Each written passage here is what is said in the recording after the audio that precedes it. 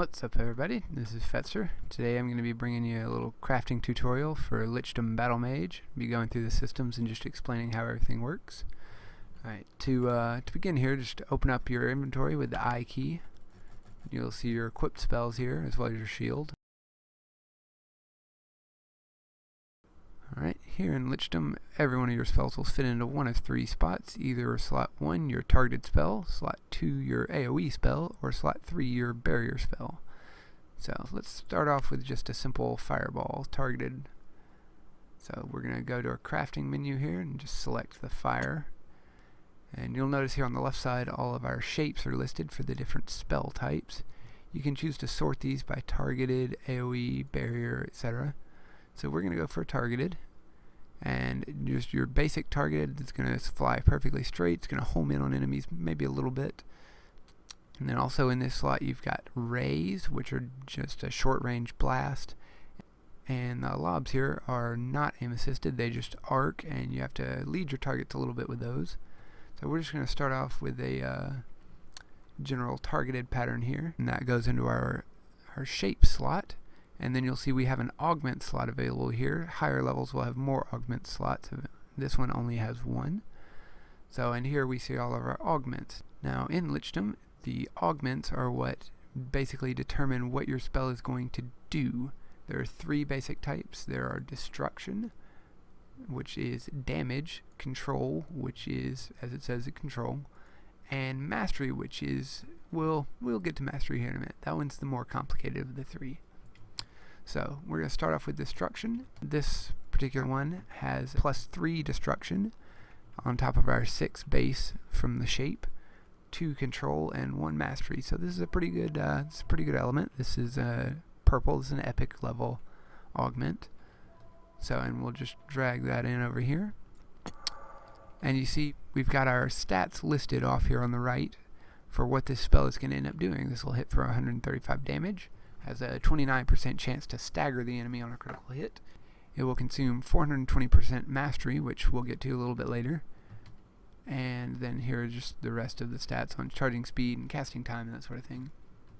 So if we want to compare this spell with the one we currently have equipped, you can hold down the control key, and this will bring up the differences between this spell and our current spell. You can see the differences here. The one I've got currently is a lob spell versus this one's just direct targeted. This one does a little bit more direct damage, but the lob spells do have a bit of splash damage, which I like.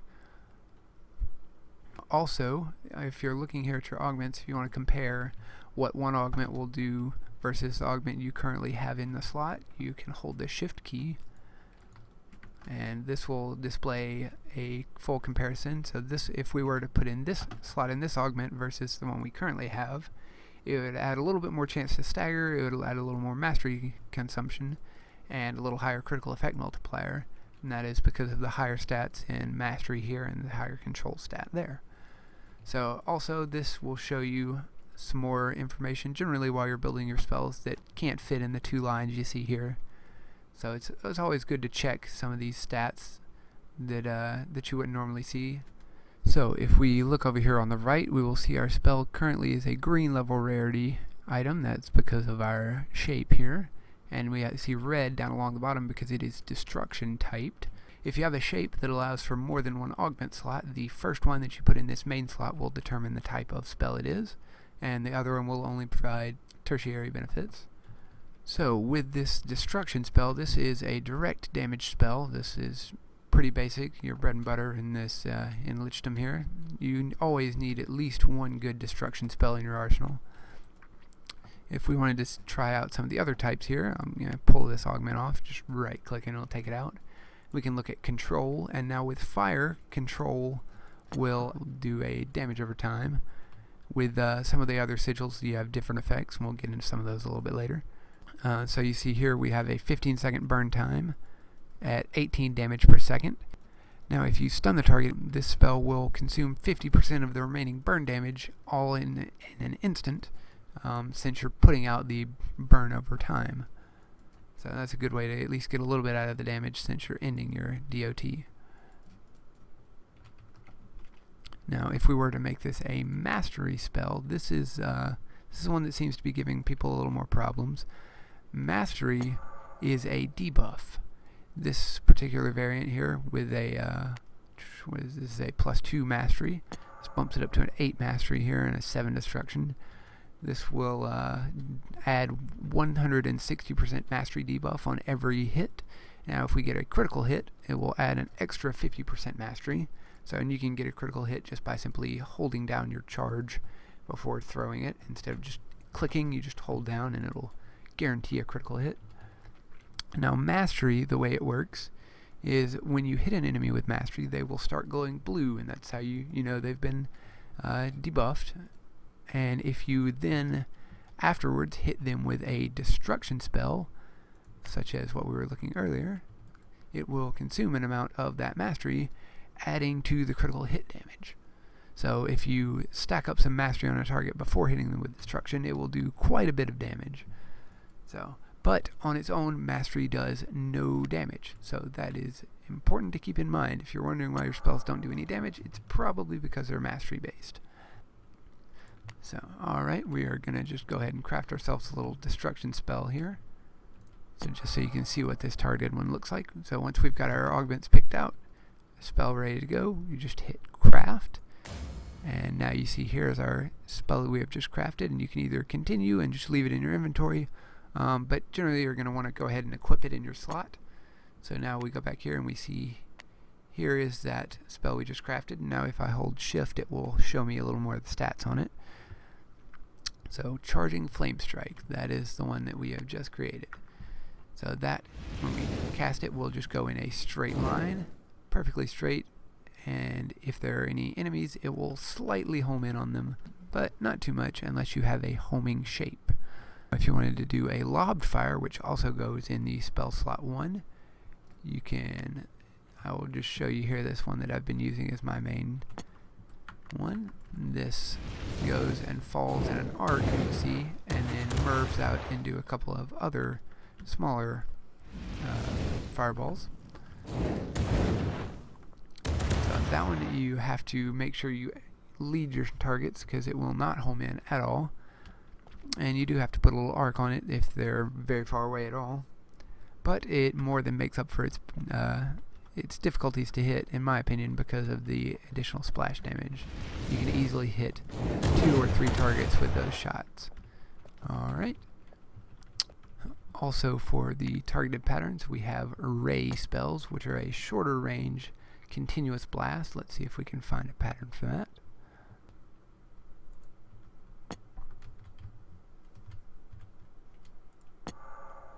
Alright, so here's our ray spell we have just crafted. This one does not, the rays do not do a whole lot of damage, but that is because they will continuously hit an enemy every half second.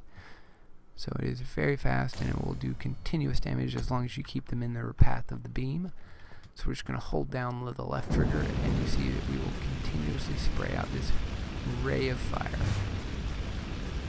And that is very, very good for hitting enemies up close. And also this works very well if you put a mastery type spell with a ray. You will stack on your mastery very, very quickly. So next we have our AoE slot, and that is this top one right here. You can do it by holding your left and right mouse buttons together, or by holding down tab. So you see here the type I have is a persistent AoE called a pool. That will just remain there on the ground for a short time before fizzling out. We can go into crafting here and see, we'll go ahead and pick fire again. Now our AoEs.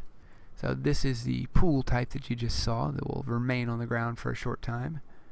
There is also a trap type which will stay in place and not be triggered until an enemy walks within range, at which point it will go off and damage the enemy. You can set them like proximity mines essentially. I don't really prefer these. I would much rather have the pools, but it's all personal preference. So, and last we have just our regular AoE pattern, and that is just one instant hit from above. These will generally hit for more damage than the pools or the traps, since you can target them and cast them immediately.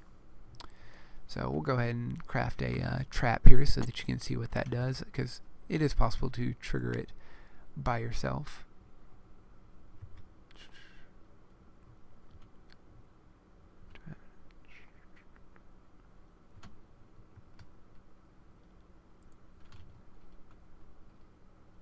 So we will go ahead and craft a trap here so you can see what that looks like. And I can actually set it off by myself. If I run over it instead of an enemy, it will trigger. So I'm just going to go ahead and throw this mastery augment in here just to demonstrate. Now if I craft this, go ahead and equip it. Alright, we can cast our spell, and you see I'm charging it up to guarantee a critical hit.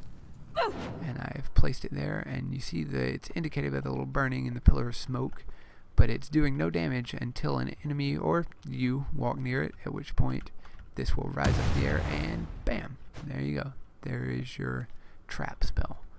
Now our general AoE is going to look a little something like this. Let's go ahead and grab a regular old AoE spell. Alright, we will throw this destruction on here for a little damage. And go ahead and craft that. And I'm going to go ahead and cast that, and you'll see it just basically rains fire from above. That is one big hit. You can hit a bunch of enemies as long as they're in the vicinity of that. So the last spell type is your barrier spell. And this is either your charged blink, if you have a shield that allows that, or your Nova galvanized block, if you manage to time an enemy's hit correctly. So I have on an agile shield, which does not allow me to do the galvanized block here, which you would do with the right trigger. I can block, but I will not get the Nova because of my shield. But I can do a charged blink here, and you will see when I do so, there's a bit of a blast around me. That is the Nova, and it will take on the properties of whatever you craft for it. So I currently have on a Destruction Nova. You can see the stats right here. Alright, and just to give you an idea of what the other spell types will do with each of these different effects, the ice with a destruction type will again do damage. That is basically the MO of the destruction. However, whereas fire will apply a damage over time with a control spell, the ice will freeze an enemy in place with a control spell. So this is very useful for setting up your other combos. And whenever you shatter the ice, as long as you hit them with a destruction spell before the ice times out, you will actually get a good bit of bonus damage. Ice Mastery will apply an aura to the enemy in what is called a frigid aura that will chill the enemies around the main enemy and apply a bit of mastery to them as well.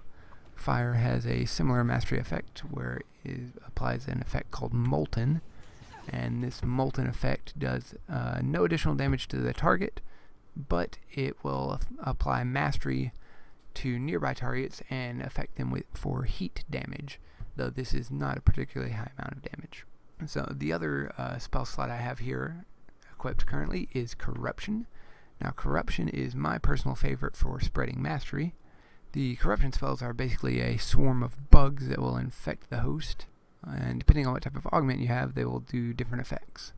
A Corruption Destruction spell will infect the host with parasites, essentially, that after a short incubation time will burst out and do a pretty significant amount of damage. And these bugs will also consume mastery debuffs, adding to the damage that they're doing. Now, if you put a control effect on a Corruption spell, that will infect the target with both a damage parasite, as in the destruction, as well as a bomb parasite. You hit them with a destruction spell afterwards, and it will set off the bomb, in addition to spawning some bugs that will seek out and damage nearby enemies. And last but not least, mastery spells with Corruption will mark the target with mastery and infect them with a parasite that will apply more mastery after incubation. Now when you pop the bugs from a mastery Corruption spell, it will spawn a queen parasite that will hover around over your shoulder and continuously send out more parasites that will apply mastery to nearby targets. And that right there is one of my favorite effects, and one of the primary reasons that I run Corruption as my main mastery spell. The remaining sigils are Delirium, which is essentially a mind control spell. Now Delirium, if you put a destruction augment on it, it will confuse the target and make it essentially attack itself and deal damage to itself whenever it tries to attack you.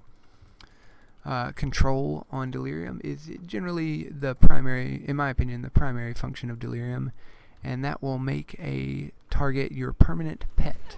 It will fight for you, it will attack its other allies, and you can buff him up by applying Mastery to him. It's pretty cool. And now Mastery on Delirium will force the target to cower. After that, they will go into what is called Berserk, and they'll be immune to Delirium. However, generally the time where they're incapacitated is more than enough to finish them off. Another of your main sigils is Lightning. And now Lightning is similar to Fire. It's very good for destruction and high damage. But Lightning has the benefit of being able to chain to multiple enemies.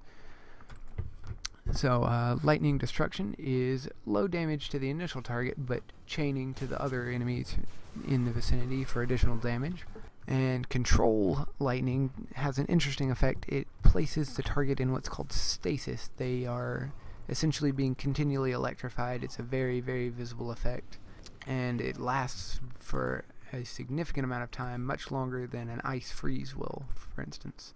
But once they have timed out of the stasis, if you have not killed them and they time out, they will become immune to stasis for a brief time. That is, unlike ice, where if they have been frozen, they can be immediately refrozen upon that freeze being broken. Now, Mastery with a lightning spell will add a shocking aura that will arc to other nearby enemies and apply Mastery to them, very similar to how the Fire and Ice will with their auras. So the final sigil is Kinesis, and similar to how the stagger effect from a fire spell is procced, you can get a knockback effect with a destruction-powered Kinesis spell. Now with a Control Kinesis, you will hoist the target up in the air, and they will be suspended there for a time until either the spell times out, or you hit them with another damaging spell, which will slam them to the ground, dealing additional damage, similar to breaking a freeze with an ice spell. Now the last of the three is Mastery with Kinesis, and that will root the target in place, so they cannot advance on you, they can't get any closer to make any more attacks, and it will also apply the Mastery debuff as well. So you may have noticed when we were going in here for crafting that some of the augments will say things like upgradable 0 of 1 synthesis upgrades. And now if you don't see this, it is possible that it is just too far down the list, such as this one.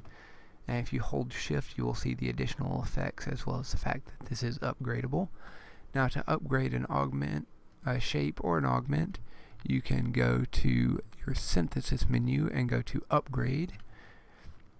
Now we're going to find a part to upgrade. Let's go with this Nova pattern here. So it says upgradable 0 of 1. We'll just right click that and put it in the first slot. Now with an upgrade, the very first item you put in this top left slot is the item that will get upgraded, and the remaining two items will be consumed in order to upgrade this from a rare to an epic. So you can only put in same level or higher loot. So we can't put any greens or whites in here. That will not be allowed. So we'll just scroll down, find something that we want to throw away. Generally, you want to scroll down to the bottom and find your lower level items. So I'm going to go down to a really low level Mastery, drop that in here. This is another good one. We'll just go ahead and throw those both away in order to upgrade this into an epic. So we're going to go ahead and hit upgrade, and it will have gained an additional property. In this case, it gained the plus 17% status effect duration. And we'll go ahead and hit choose here. There used to be some more options off the side, but with the current upgrade system, this is your one and only option. You see here choice 1 of 1. So we will go ahead and hit choose. And now here is the result of our upgrade. Should we want to go and find it again, that'll make it a little easier to come back to.